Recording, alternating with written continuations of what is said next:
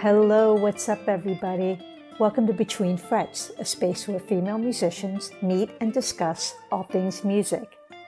I'm your host, Jenny Jam, and again, I am here hosting another great podcast in our quarantine season 3. Yes, we're still in quarantine, though some states have opened up. Now, I'm located in the DC area, so we call it the DMV, which is DC, Maryland, and Virginia.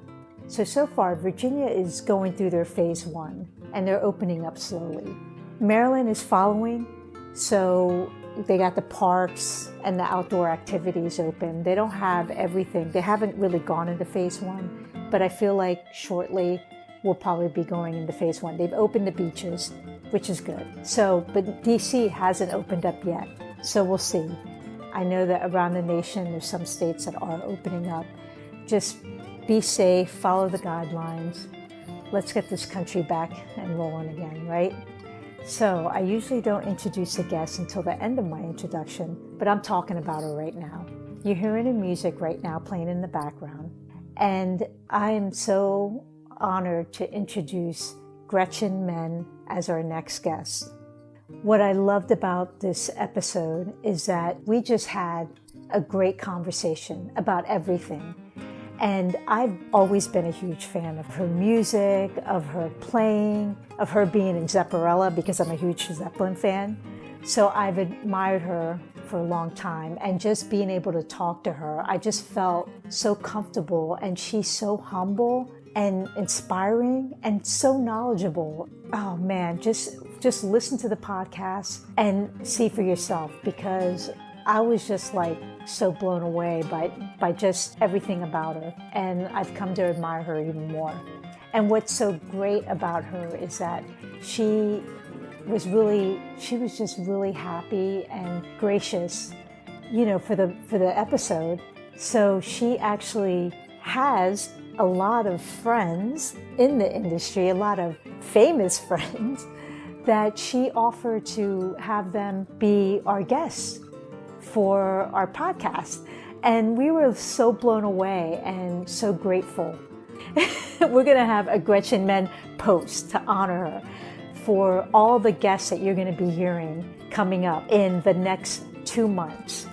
I'm telling you right now, the Fret Sisters we're going to give her our firstborn guitar, okay? Because she is the best. So I just want to make sure that you guys listen to this podcast and go into the show notes and support her. She'll be touring when quarantine is lifted. Get her music. So I just wanted to let you guys know that. And thank you for listening. Thank you for being there with us. We want to make sure that you have content for this quarantine time. We want everybody to stay safe. So here we go. Coming up is Gretchen Menn. Yay! Peace and love.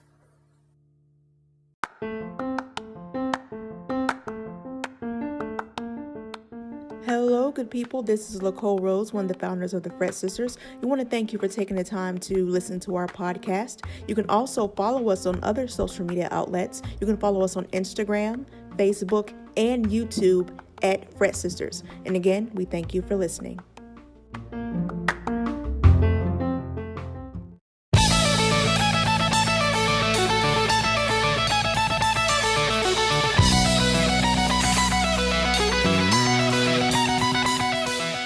Hey everyone, this is Jenny Jam, and on today's episode, we have a special guest. Yes, she is a guitarist, composer, and rapidly gaining praise in the world of instrumental rock and beyond. Her music, as described in Guitar Player magazine, is a blend of jazz, prog, and world music influences. And she is also the lead guitarist for Zepparella, an all-female Led Zeppelin tribute band. From progressive to jazz to rock to classical, her music incorporates an array of styles. Everyone, please welcome Gretchen Menn. Yay! You are so sweet. Can you introduce me for everything, please? Yes. I mean, first of all, I'm a huge Zeppelin fan, and then I am a fan of yours just Aw. separately as a guitarist. So yes, Fret Sisters wants to thank you for taking your time, especially through this crazy time that we're at. How are you doing in this time of quarantine? Well, first of all, thanks for having me. I'm honored to be part of it. And I am doing fine. I really can't complain. I'm in quarantine with my husband, who is an amazing guitar player and my best friend, and my 2 cats and all of my guitars, well, most of my guitars, and plenty to study and work on. So I'm conscious of the fact that we're facing an international crisis, so that, that's not a good reason for it all to be happening, but I'm trying to make good use of the time. Yes, yeah. For musicians in general, it's been kind of like a thing where it's like you have the time now to do certain things or maybe work on, stuff that you've needed to work on. And then, yeah, well, really for everybody too, you're right. It's just been really crazy. Yeah.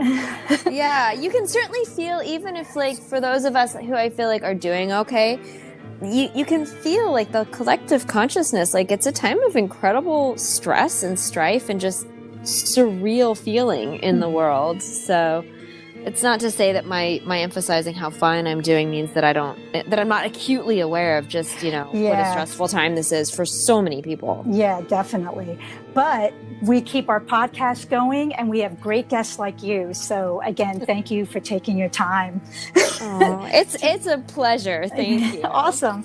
Okay, so let's get right into it. We always like to know at Fret Sisters and Between Frets, let our listeners know how the guitarist came about. What made you pick up that guitar? What made you get into music and become the artist that you are now? Well, music was always just part of my family. It was just always around. We had a piano when I was growing up. I had the requisite piano lessons. I played flute for a couple of years in elementary school.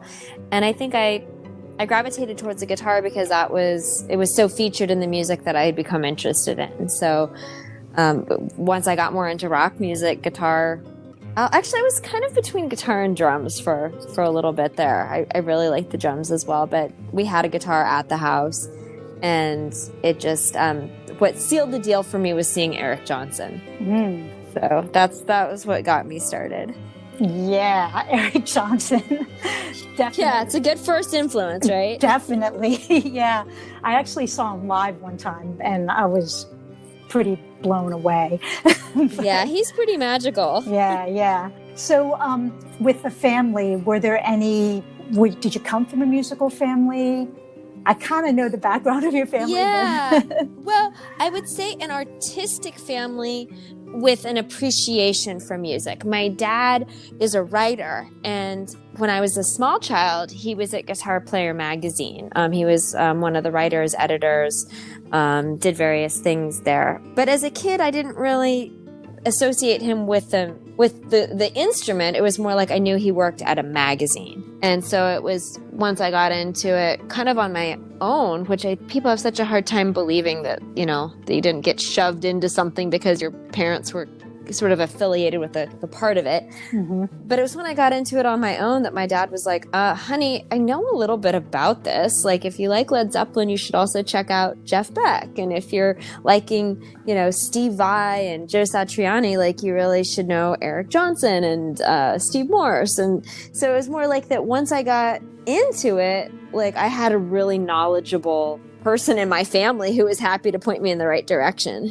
That is so great when you have family there to support you and kind of make you love the music even more. I think that's great. Yeah. I think, though sometimes I don't want to say I envy, I wonder what it would be like if I had, had a professional musician or somebody who was really actively playing the instrument. But what I thought was also kind of nice about it is that it was something that my family, they were supportive, but also they weren't too much up in my business about it either. It was I could have quit and that would have been fine, or I could have continued and that would have been fine too. So it was I sort of got to figure out for myself what it meant to me and how much of my life it was going to encompass. Yeah. Were you self-taught, or did you go take lessons or go to a university? All of the above. Yes. Oh. I mean, I guess I feel like so much of learning really is being self-taught. And yet at the same time, everybody has teachers. And whether those teachers are people you actually go and sit down with in a formal setting, or whether they're family members, or whether they're just mentors or just other musicians who you watch and you listen to and you learn that way. So I did go to college and ended up graduating with a degree in music, and I felt like that just started kind of the whole process. I had an amazing classical guitar teacher named Philip DeFremery. In fact, I just spoke with him the other day. We stay in touch, and he's really a truly gifted, not just player, but teacher. Wow, that's awesome. He's a classical teacher, and he was a student of Segovia. So, whoa, pretty awesome lineage. Though a part of me always feels kind of guilty that I didn't fully and with great focus pursue classical guitar. But my interests have always been so diverse that I couldn't give up the other interests I had. So I just try to juggle everything. That's awesome. Now, I kind of read your bio, and I read that you actually flew planes, or talk about that.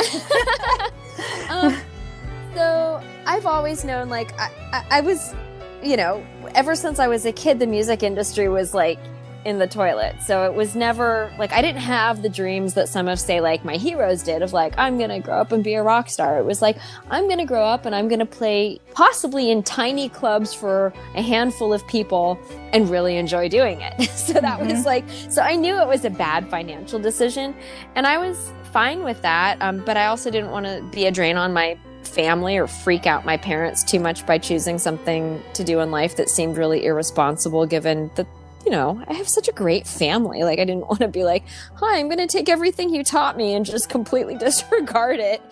So I decided to study what I loved in college, because I knew that even if I went on to get like to graduate school or something like that, that what I did for undergraduate really didn't make that big of a difference. It was like, I just should study what I wanted to study, unless I was really clear what I wanted to do. And that was part of the path. But it turned out that I was such a nerd in high school that when I got to college, they determined that I had had enough advanced placement credits, which are like kind of college level classes you can take in high school, that I had enough of those to graduate a year early from college. And I was like, well, okay, cool. I'm down to not have another year of student loans to pay off. So that seemed like a great idea until it seemed like I was out of college in the blink of an eye. And I was like, whoa, wait, what am I going to do? And like, what am I going to do for work and a career and everything? And I could have gone back and studied classical guitar more seriously, which I was very tempted to do because I really, really loved it.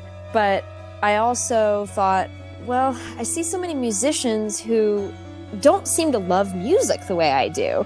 Like they're jaded, or they're bitter, or they just seem to be doing it, but like with this terrible attitude. I'm like, I don't ever want to become like that. I want to keep loving music.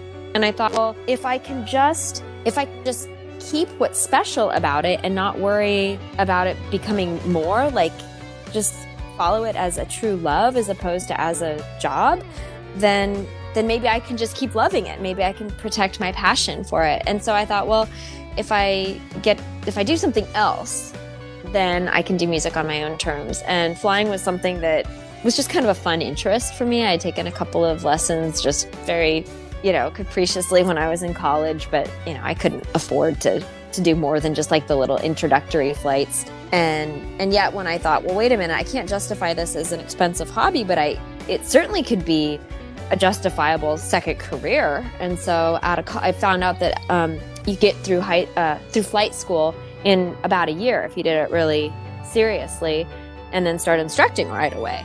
And so I decided to do that as a way of just making money responsibly and having this other career that didn't like drain me of my will to live. Because I had worked at a bar, I'd worked at like in retail, and it was just soul sucking, and I would come home and I didn't even want to practice. And so I thought, well, this at least will be an interesting challenge that'll maybe not have me come home feeling like a zombie. So I did that to pay off my student loans and to gain a skill that seemed to be valuable and to help other people most people, if they're going in for flight lessons, it's a dream of theirs, and just to help people achieve or start to achieve one of their dreams is like really rewarding, a lot more rewarding than like, passing out the cues and the balls for pool tables.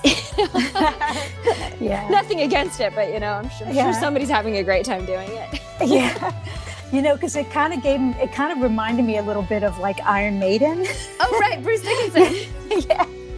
Well, it wasn't commercial, or was commercial airline? I believe he did. I mean, I could be wrong. He was like, he did.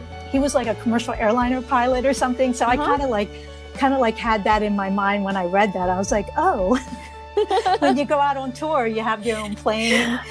I would love that. And in fact, my band would probably love that too. But what you learn doing it is that the expenses to own and to operate a plane are so much more than just like buying plane tickets, even something really small. Not to mention just like now learning how little rest you get on the road.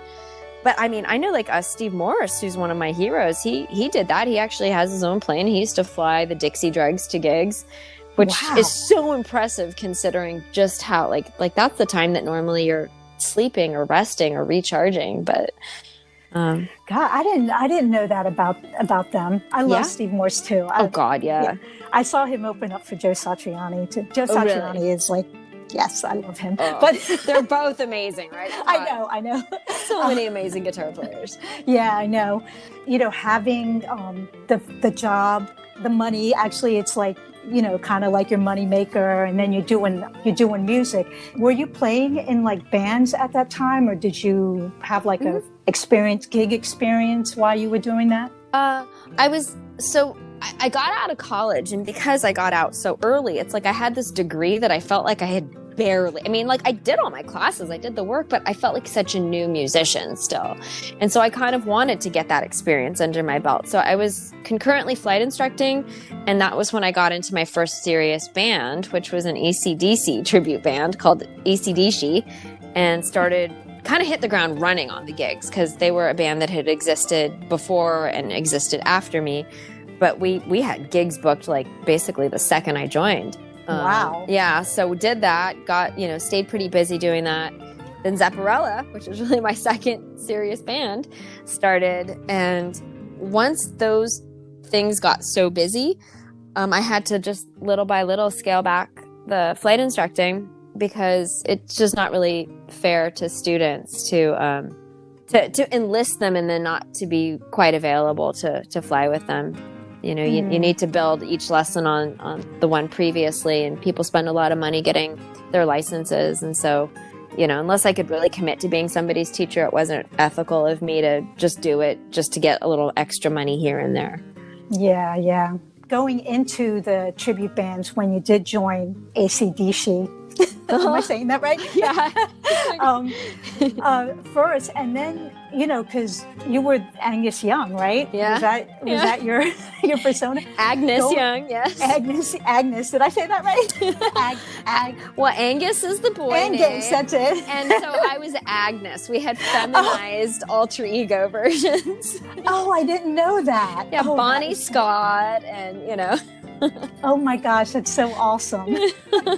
So you went from playing AC/DC music to Zeppelin music, which two different styles, Jimmy Page, Angus Young, going into like the tribute, playing in a tribute band. I mean, this is probably like a 3-part question. It's playing two different guitar styles, playing in a tribute band versus cover band versus original, and then how it inspired you, like playing somebody else's guitar parts versus playing your own stuff. You know what I mean? Sure. Yeah. Well, so for me, the tribute band thing was great for a lot of reasons.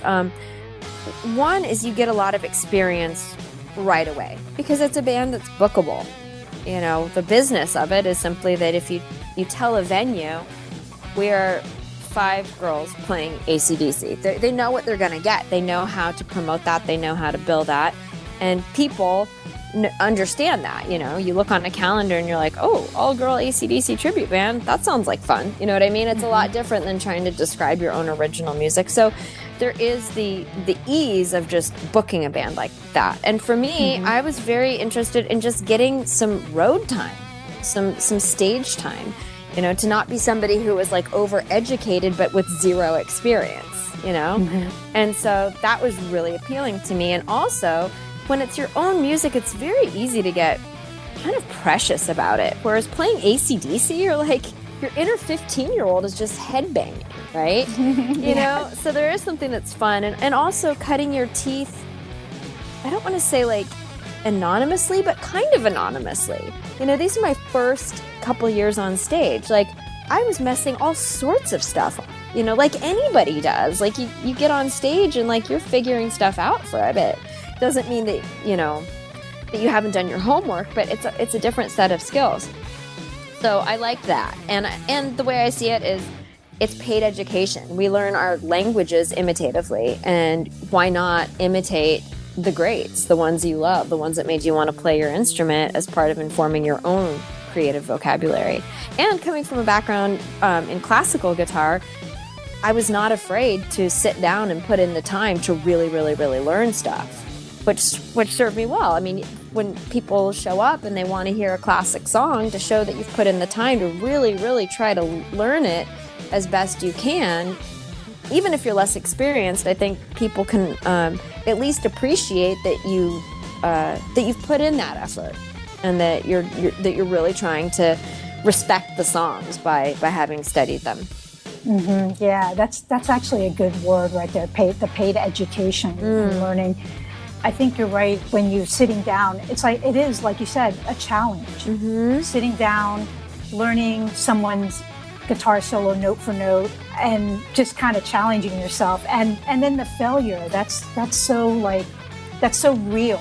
And I guess some musicians it's hard for them to admit, but when you do admit it, it's like, it's not really a failure because you know it's something you got to work on, right? Right. Well, I mean, we learn nothing from successes. Failure is the only learning experience that we really get, right? Yeah. You know, hopefully we don't have to be too public or too egregious with our failures, but sometimes those are the ones that leave the biggest impressions. I swear the times that I've most embarrassed myself are the times that most kick me in the butt to really try a different strategy, or to really focus on something that, it wasn't that I was maybe lazy about something, but we all have our blind spots.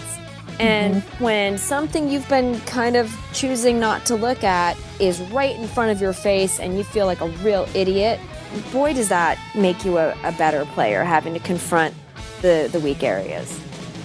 So going into like playing AC/DC music into Zepparella, or into Zeppelin, excuse me, not Zepparella. Zepparella is a tribute band, but going into those two different styles, what did it teach you, I guess, about the guitarist? Because Angus Young, he's got like this rhythmic kind of, he's got a style of his own. Yeah. And people think it's so simple, but it really isn't.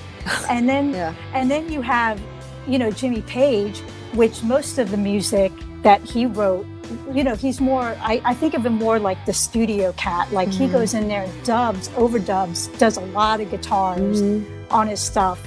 He also writes really good stuff. So it's like you got those two different styles. Yeah. It's been so great just studying. Oh my God, it's so much fun. And even now there have been times that like, where I was really deep into AC/DC for 2 years, and now it's like there've been a couple times that I've had the opportunity to go back and relearn it, you know, now as a musician, you know, more than 10 years since I was playing that stuff.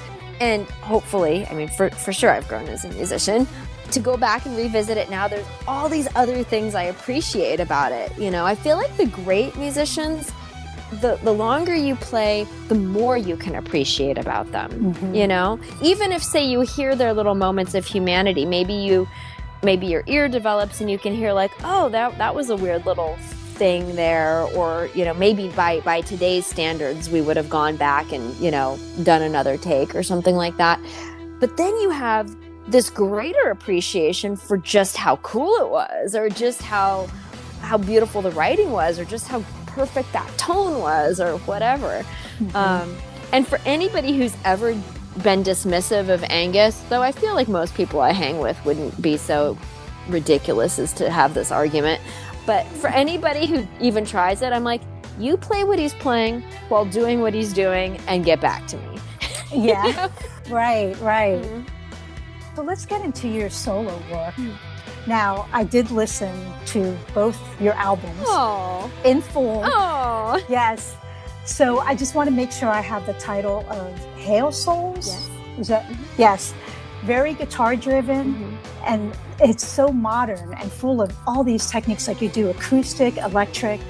And I just have to say your style is so clean and all of it, dirty, clean, acoustically, the music is so clean.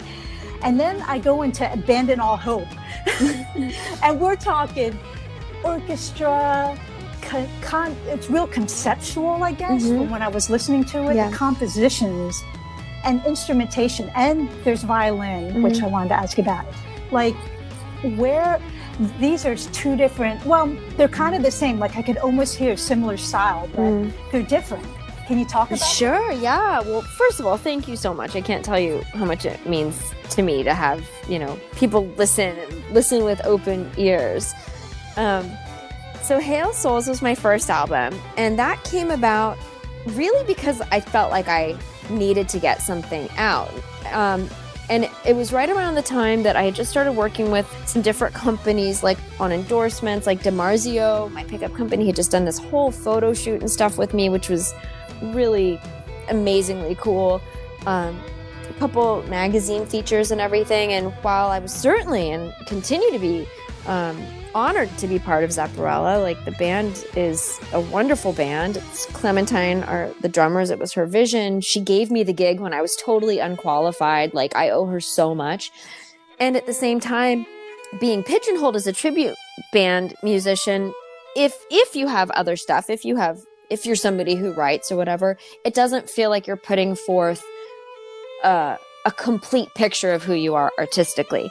And because I realized that with having kind of these different places putting me, like, on this page or this website or whatever, I felt the need to at least make a statement of, this is what I do outside of some of these other things.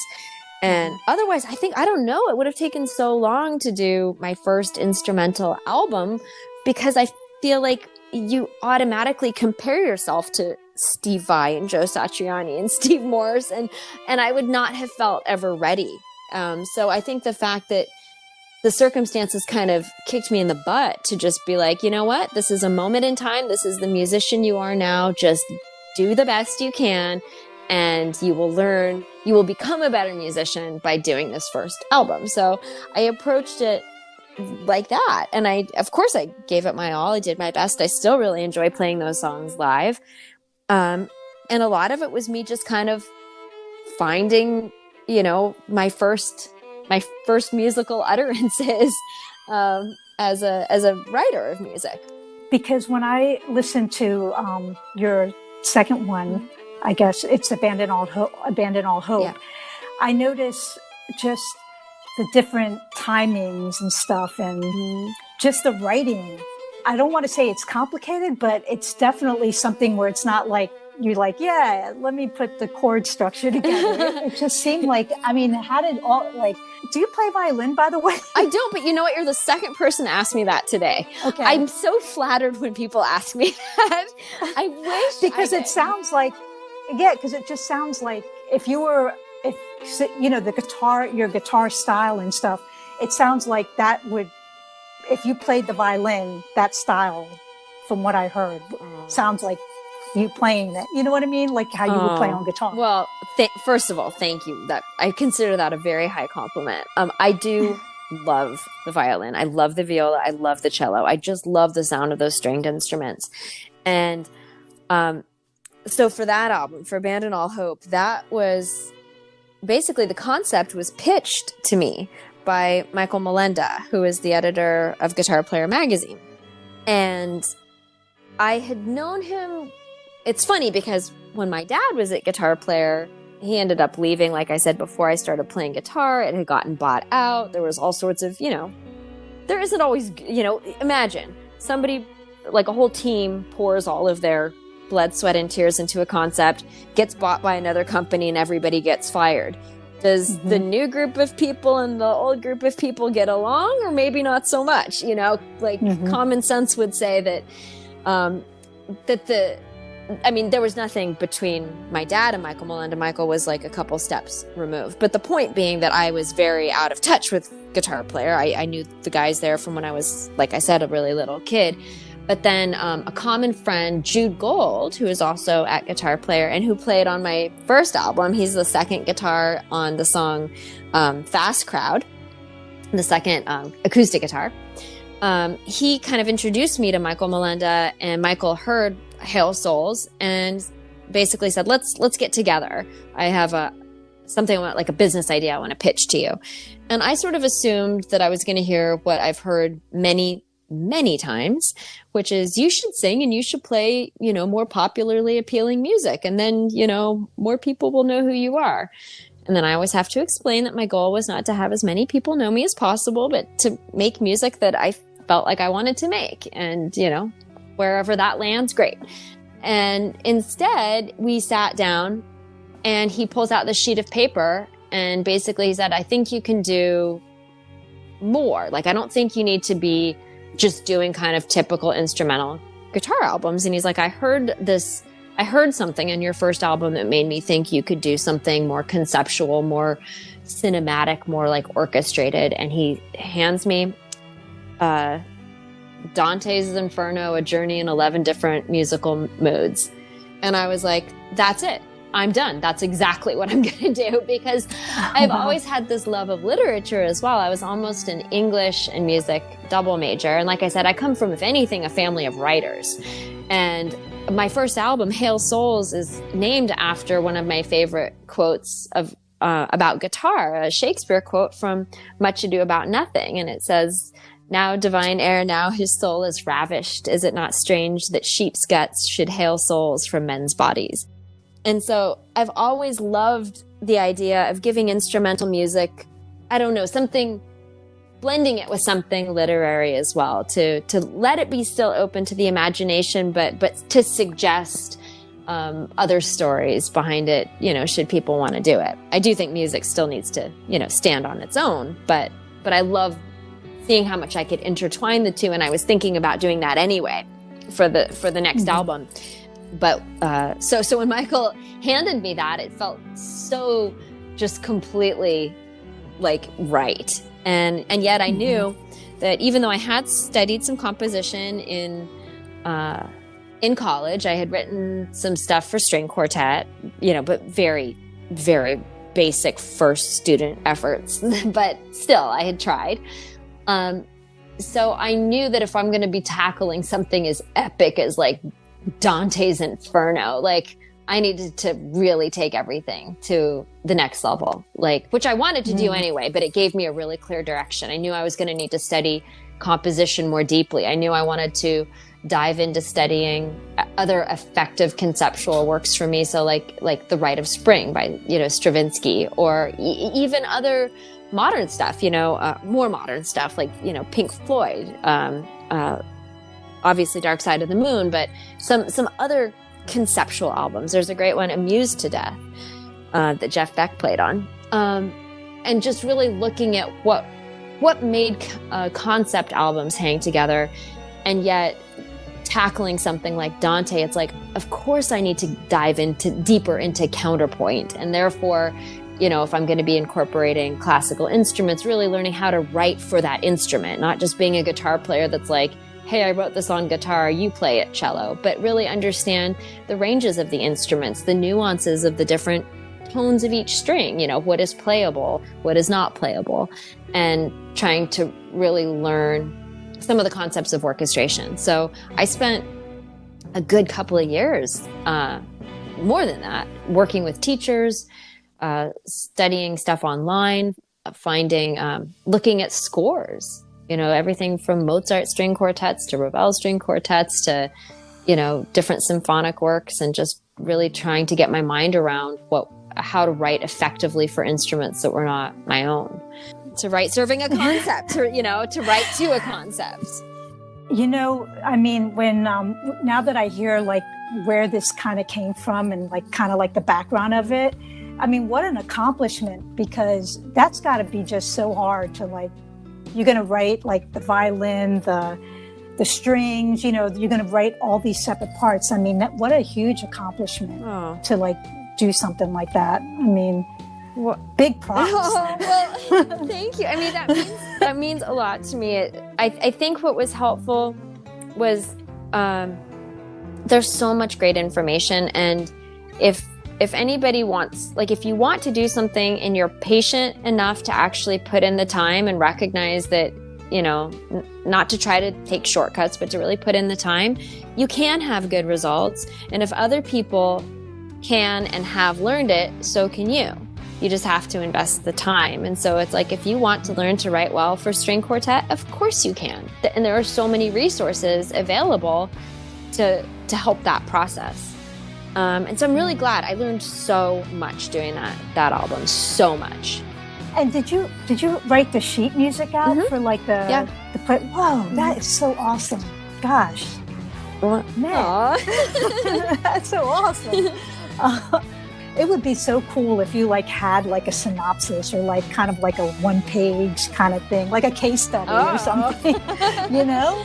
That would be so cool to find out like how the background of like how a writer approaches like a composition or something. I just think that's so intriguing, but definitely the coolest thing I've heard. Oh, you're sweet. Well, it was really fun. In fact, if there's anything that, you know, whether or not anybody's interested in, you know, that particular ensemble or even writing for classical instruments, what I totally would suggest to anybody who writes music is writing to serve a concept is so creatively, like, it just blows new doors open on things. Because like, for instance, the second piece on the album, Limbo, was like, that was something that 100% I never would have written it had I not had to sit there and work out the conceptual problem of, okay, if the most reduced basis of Western tonal music is tension and resolve, how do you write a piece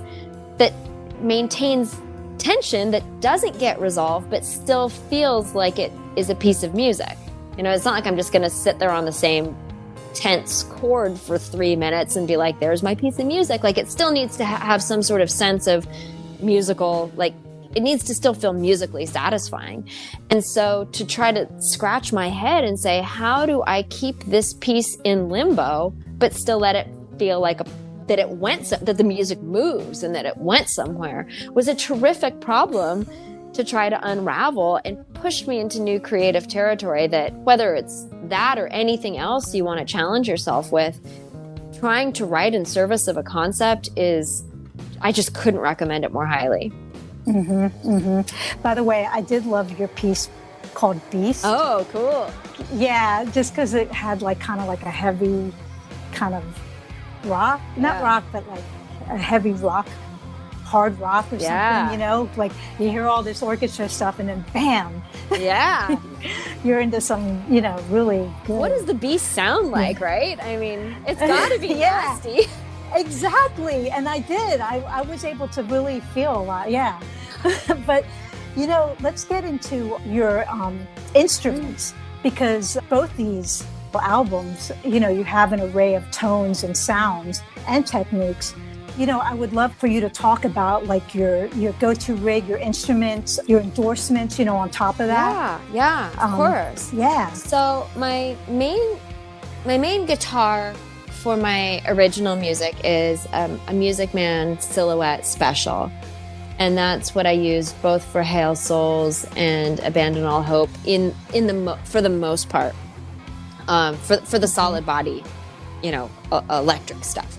And that's got a DiMarzio single coil pickups, and that was used all over the place. I did, and I have a few Music Man guitars, quite a few actually, now that I'm looking around. I also have a Cutlass. I've got, my first guitar was a Music Man Silhouette, and then I have another Silhouette Special, and I have a Music Man Majesty, which is the John Petrucci signature that I'm shy to bring out and play in front of people because I don't want to invite comparisons that will ultimate, there's no way they could be flattering. I mean, it's John Petrucci's signature. Like there's no better guitar player than John Petrucci. There are people who are, where you could argue they are also in the upper echelon of awesomeness. But it's a great sounding guitar, and I do use it for I've used it for recording some guest solos.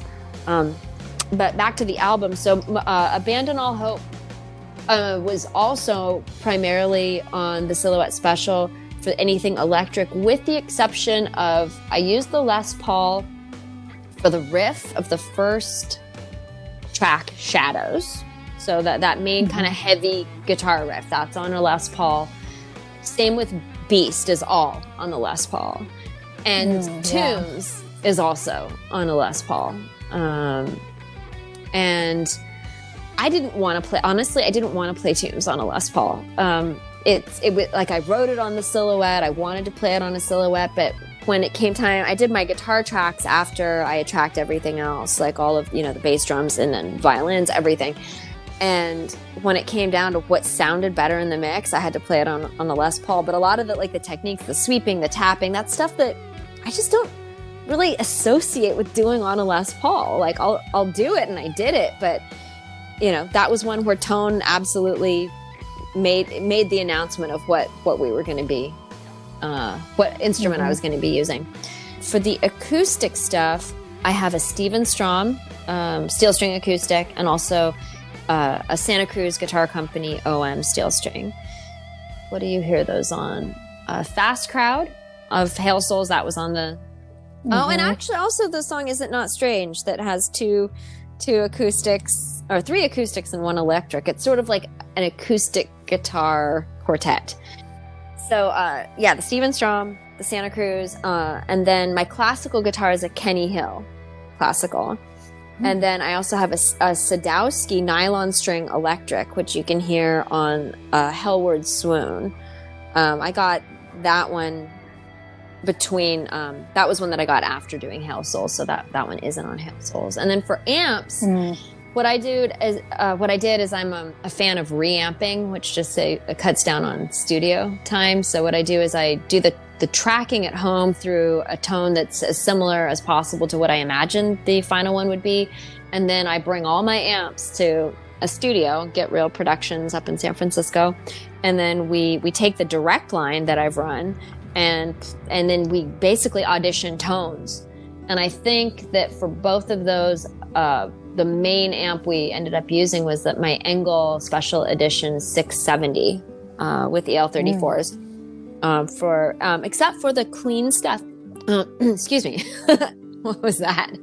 Except for the clean stuff. That was done. I have an old Fender, a 66 Fender Deluxe Reverb. Oh, nice. So that comes out only for recordings. I don't bring it out otherwise. Yeah.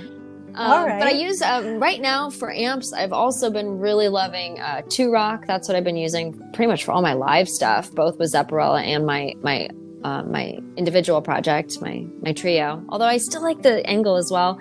And recently, Lainey sent me a couple of amps that are gorgeous sounding as well. There's one that's called the Ironheart that I'm really excited to try because it's like it's like super small. It's like 10 pounds. Like you could put it in your carry-on luggage. It's got preamp tubes, but then a solid state power section. And so that's, to me, preferable to have something that I'm used to for fly-in gigs, since I don't get to necessarily just bring my 2-Rock with me on a plane. And then also the Laney, the Lionheart, the 20-watt 1x12 that sounds fantastic. I've just done a couple videos with it, with just the clean sound is beautiful. So is that enough gear? My gosh. Yeah, it sounds like you have a playground there. I have so much gear. I mean, I love it. I'm super grateful. And I mean, then there's other stuff, great pedals and things like that. But I don't want to. Oh yeah. I don't want to overdo it with the gear talk unless you think people really want to hear every single thing I use. We know we're in quarantine, and of course we're stuck at home and everything. But when there wasn't quarantine, what do you like to do besides music? Like, is there, another kind of hobby besides flying planes? Well, I haven't been flying for a while. I love reading. I always try to get some exercise. Like I love, yoga. And a lot of times my cardio time is my book reading time. So like I'll get on the elliptical machine, and right now I'm reading. I always have probably about 5 books going at any given time. But there's so much I'm interested in. I really love like sciencey stuff. I would say like I'm a total dilettante, but I really do love it. I'm reading a book right now called like Why We Sleep. Anything that involves neurology, like sign me up, especially if it has to do with like music and learning. And anything that's true crime, yes. I've read the book about Ted Bundy by Anne Rule, The Stranger Beside Me. Yeah. Great book, by the way. I read that. Have you read it? I read that. Oh my God. Yes. Did you like it? Yes, oh my yes. God, crazy, right? That was it. Yeah. Yeah. That's so criminology, awesome. I'm down with all of that. I mean, honestly, it's like, I feel like I'm hard pressed every time I think I'm not interested in something. If I actually read a book about it, then I'm interested in it. Like I read this book called The Flash Boys. It's about like high frequency trading, and by Michael Lewis. And I liked his podcast. Malcolm Gladwell, who I love, recommended the Michael Lewis podcast. And then I was like, oh, I'll try reading a book. And so I ended up reading a book about high frequency trading, and I'm like, I'm not interested in the stock market at all, or so I thought, but the book was really good. Yeah, okay. I'll probably look at that too. I kind of feel like if something's written well, and if it's written by somebody who's genuinely into the subject, it's almost always interesting. Right now I'm also reading one called like Black Holes and Other Songs from Outer Space, and it's about like the detection of gravitational waves and the history of that. So, and it's really beautifully written, so I don't know. Wow. Now I know where your head's at when you write. I mean, just because of what you read. Oh, that's wild. But do you have any other music that you're working on, or that's going to be coming out? And of course, and also after quarantine, we know that everything, has been postponed. Yeah. Any tours to anything? Gosh, so much got canceled. I was coming up to like 2 or 3 insanely busy months. So I had a Zepparella tour get canceled. I had this really big event that I was going to be playing, and I was excited about that, get postponed. I had a week in Germany. I was going to be teaching a master class and then playing with my trio. That got canceled or postponed until next year. So, I could sit here and get all bummed about the stuff I'm not doing, or I can see this as a wonderful opportunity to really sit down and write, which is something I've been feeling has been very difficult to do with all of the gigging and traveling that I typically do. So I've been writing like a maniac, and I think that's part of why I'm so totally happy in quarantine is like I'm just going crazy with the writing and the composing, and the album that I've been working on, which is going to now be for solo guitar. Like you saw, there was kind of a shift between Hail Souls and Abandon All Hope. It's like, as much as I do like continuing to incorporate the classical instruments with the modern instruments, I was also interested in writing something that was in shifting gears, and also in really applying some of what I learned about deeper composition to my home instrument and see what I could do with that. And also from a practical perspective of having an album of stuff that was performable, because the biggest bummer with an album like Abandon All Hope is unless you're independently wealthy, like it's like you can't afford to even rehearse the musicians, and there's no way that I'm gonna perform an album like that with backing tracks, because the guitar is just one part of the ensemble. I mean, it's not a guitar album. The guitar certainly has a key role in it, but like, how could I do that album without the first violinist? How could I do it without the other instruments? So it's not to say that it will never happen, but I was very interested. I am interested in having an album that is new that I can also perform live by myself. So that's what I'm working on now. Well, we can't wait to hear it. Thank you. When it all and you say that you have a trio. Yes. So does your trio perform a lot? Yeah. Well, I mean, you know what I mean. I shouldn't say a lot. We did. Okay, so Thomas Perry's the drummer and Anna Pfeiffer is the bass player, and we do stuff, a lot of stuff from my first album, from Hail Souls. And we also did a few dates, and unfortunately had to postpone some other ones, as part of basically a tour with Jennifer Batten. Yeah, I know. That's what I said too. Jennifer Batten and Neely Brosh. Neely's a really good friend of mine, and we've been friends for years. And we just thought, let's do this. And we're like, okay, we should have a third guitar player on it.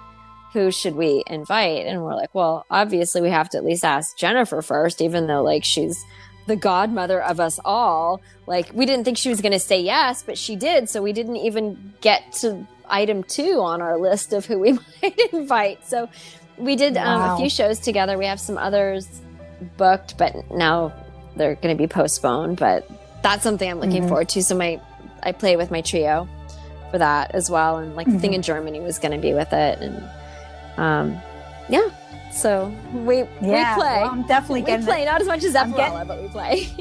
Well, when it all comes about, I'm gonna get a ticket for that. Where are you based?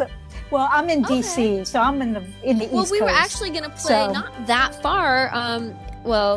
Zepparella had a show in DC that was postponed, but my trio was going to be playing in Pennsylvania. I know that some people came from DC to that. Like some student took a train to get from DC to there. It sounded like it was a bit of a trek, but not, It's probably like an hour, a couple hours, like to Philly. So taking DC to Philly, So we'll be there. We'll be back. Okay. We'll keep you posted for sure. Cool.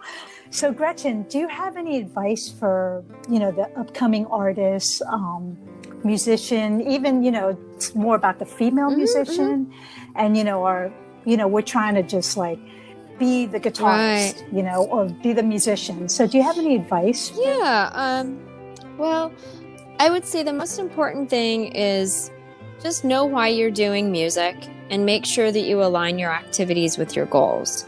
I think it's really easy now because we are so connected via, social media and the internet to be constantly kind of peering into other people's windows. And while I think that can be inspiring and educational in some cases, I think maybe we could all spend a little bit more time really focusing on developing our own identity, not spending so much time comparing ourselves to others beyond what is beneficial to our growth.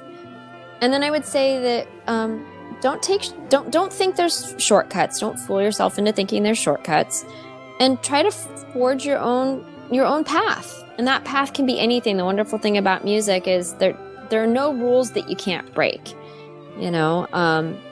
but if you have certain goals, there may be steps that you do need to follow to reach those goals most effectively.